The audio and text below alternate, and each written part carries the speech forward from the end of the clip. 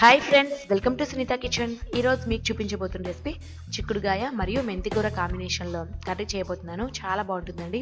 ఈ కర్రీని మనం రైస్లో కానీ చపాతీ పుల్కా లాంటి వాటిలోకి తీసుకోవచ్చు. ముందుగా ఈ రెసిపీ కావాల్సిన ఇంగ్రీడియంట్స్ చూద్దాము. 1/2 కేజీ చిక్కుడుగాయలు తీసుకొని వలుచుకొని వాటర్లో శుభ్రంగా కడిగి 3-4 నిమిషాల పాటు వాటర్లో ఉడికించి పెట్టుకోవాలి. ఈ చిక్కుడుగాయలు ఉడికించుకునేటప్పుడే 1 టేబుల్ స్పూన్ సాల్ట్ని కనుక యాడ్ చేసినట్లయితే చాలా బాగుంటుందండి టేస్ట్. ఈ విధంగా ఉడికించి పక్కన పెట్టుకుందాము చిక్కుడుగాయల్ని. అదేవిధంగా 2 మెంతికూర కట్టలను తీసుకొని శుభ్రంగా కడిగి ఈ విధంగా కట్ చేసి పెట్టుకోవాలి. స్లైస్గా కట్ చేసి పెట్టుకున్న పచ్చిమిరపకాయలు 2, అదేవిధంగా వీలైనంత సన్నగా కట్ చేసి పెట్టుకున్న 2 మీడియం సైజు ఉల్లిపాయలు, కట్ చేసి పెట్టుకున్న టమాటాలు 2 పెద్దవి తీసుకున్నాను. పోపు దినుసులు 1 టేబుల్ స్పూన్, పసుపు 1/2 టీ స్పూన్, కారం 1.5 టేబుల్ స్పూన్స్, ధనియాల పొడి 1/2 టేబుల్ స్పూన్, సాల్ట్ రుచికి సరిపడా, అల్లం వెల్లుల్లి పేస్ట్ వచ్చేసి 1 టేబుల్ స్పూన్ తీసుకున్నాను, కొత్తిమీర కొద్దిగా, కరివేపాకు వచ్చేసి 1 రెమ్మ. ఇప్పుడు తయారీ విధానాన్ని చూద్దాము. ముందుగా స్టవ్ పైన ఒక కడాయిని పెట్టుకొని అందులో 2 టేబుల్ స్పూన్ల ఆయిల్ని వేసి మీడియం ఫ్లేమ్లో హీట్ చేసుకోవాలి. ఆయిల్ హీట్ అయిన వెంటనే ముందుగా పోపు దినుసుల్ని 1 టేబుల్ స్పూన్ యాడ్ చేస్తున్నాను. ఈ పోపు దినుసులను వేయించుకున్న తర్వాత ఇందులో కట్ చేసి పెట్టుకున్న ఉల్లిపాయ ముక్కల్ని వేసి వేయించుకోవాలండి. ఉల్లిపాయ ముక్కల్ని వీలైనంత సన్నగా కట్ చేసుకోవడం వల్ల మనకి కర్రీ అంతా కూడా గ్రేవీ టైప్లో వస్తుంది. ఇందులోనే స్లైస్గా కట్ చేసి పెట్టుకున్న పచ్చిమిర్చీలను కూడా యాడ్ చేస్తున్నాను. వీటన్నిటిని కూడా బాగా మిక్స్ చేసుకున్న తర్వాత 1 రెమ్మ కరివేపాకును యాడ్ చేస్తున్నాను. ఈ ఉల్లిపాయ ముక్కలన్నీ కూడా మంచి కలర్ వచ్చేంత వరకు 2 నిమిషాల పాటు మూత పెట్టుకొని ఫ్రై చేసుకుందాము. 2 నిమిషాల తర్వాత మూత తెచ్చి చూస్తే ఉల్లిపాయ ముక్కలన్నీ కూడా కొద్దిగా కలర్ చేంజ్ అయి ఉంటాయి. చూడండి, ఇందులో ఇప్పుడు 1 టేబుల్ స్పూన్ అల్లం వెల్లుల్లి పేస్ట్ని కూడా వేసి పచ్చివాసన పోయేంత వరకు 1 నిమిషం పాటు ఫ్రై చేసుకుందాము. అల్లం వెల్లుల్లి పేస్ట్ని బాగా ఫ్రై చేసుకోవాలి.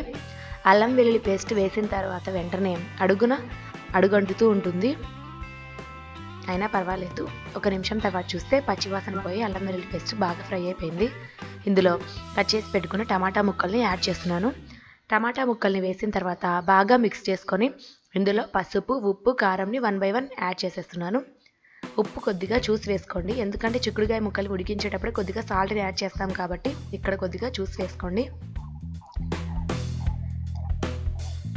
పసుపు, ఉప్పు, కారం యాడ్ చేసిన తర్వాత బాగా కలుపుకొని 2 నిమిషాల పాటు మూత పెట్టుకొని కుక్ చేసుకుందాము. ఈ విధంగా కుక్ చేసుకోవడం వల్ల టమాటా ముక్కలన్నీ కూడా మెత్తగా మ్యాష్ అయిపోతాయి. 2 నిమిషాల తర్వాత చూద్దాము. 2 నిమిషాల తర్వాత కట్ చేసి పెట్టుకున్న మెంతి కూరని యాడ్ చేసుకోవాలండి.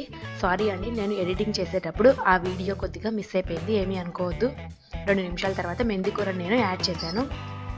మెంతి కూరను కూడా వేసి బాగా మిక్స్ చేసుకున్న తర్వాత ముందుగా ఉడికించి పెట్టుకున్నటువంటి చిక్కుడుగాయ ముక్కల్ని యాడ్ చేస్తున్నాను. చిక్కుడుగాయలను కొందరు కట్ చేసి వేస్తుంటారు. అలా వేయడం వల్ల వాటి పైన ఉండే పీచు పదార్థం అలాగే ఉంటుంది.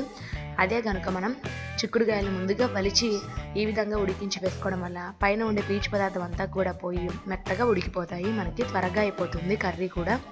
ఈ చిక్కుడుగాయ ముక్కలు వేసిన తర్వాత బాగా మిక్స్ చేసుకొని 2-3 నిమిషాల పాటు కుక్ చేసుకుంటే సరిపోతుంది. ఈ విధంగా కుక్ చేసుకోవడం వల్ల మెంతికూర బాగా ఉడికిపోతుంది. 2-3 నిమిషాల తర్వాత మూత తీసి ఇందులో ఒక చిన్న కప్ వాటర్ని యాడ్ చేస్తున్నానండి.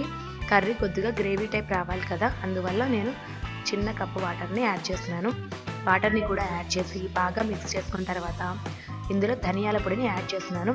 నేను వేసే ధనియాల పొడిలో లవంగాలు, దాల్చిన చెక్క కూడా వేసి బాగా రోస్ట్ చేసుకొని ధనియాలన్నింటినీ కూడా గ్రైండ్ చేసి పెట్టుకున్నాను. ఈ విధంగా ఈ ధనియాల పొడిని యాడ్ చేయడం వల్ల మరలా మనము గరం మసాలా యాడ్ చేయాల్సిన అవసరం లేదు. ఇదొక్క ధనియాల పొడి వేస్తే సరిపోతుందండి.